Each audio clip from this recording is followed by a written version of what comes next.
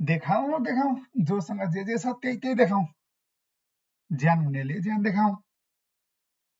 ज्ञान छ भने ज्ञान देखाउँ हजुर।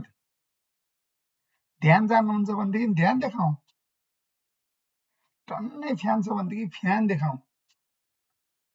ज्ञान हुनेहरूले ज्ञान देखाउँ। भ्यान हुनेले भ्यान देखाउँ।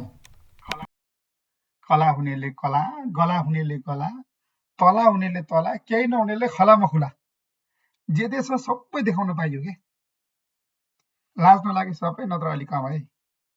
रामेश्वर रायनको एउटा गीत छ नि, हातमा कलम हुनेहरू कलम लिएर उठ, हातमा तरबार हुनेहरू तरबार लिएर उठ, बाजा बजाउन जान्नेहरू बाजा लिएर उठ, हातमा औजार हुनेहरू औजार लिएर उठ। ठ्याक्कै त्यस्तै हो क्या। यो अनलाइन पसल हो है, जसले जे बिक्री गरे पनि भयो। न किन्नेले पैसा तिर्नु पर्यो, न बेच्नेले सामान नै पठाउनु पर्यो। बस देखाइदियो सक्यो होइन। देखाइदिएपछि पैसा पायो क्या। अलि बढी देखाइदिए लाखमा, अलि कम देखायो हजारमा। छ त यस्तो पसल अन्त कतै। गजब रहेछ यो सोसल मिडियावाला दोकान। देखाइदिए मात्रै हुने, सामान दिनै नपर्ने, फाइदै फाइदा। त्यही भएर देखाउन चाहिँ कोही पनि पछि नपरौँ है हजुर। जे छ सबै थोक देखाउँ, देखाउन पाइयो क्या।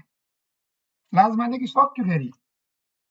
त्यही भएर फेरि म जोड दिएर भन्छु, देखाउन चाहिँ कोही पनि पछि नपरौँ। देखाउन चाहिँ पछि पर्यो कि आफू फेरि जीवनमा पनि पछि परियो। त्यही भएर झ्यापका झ्याप देखाउँ है हजुर। जे छ त्यही देखाउँ ल। हस्, नमस्कार आजलाई।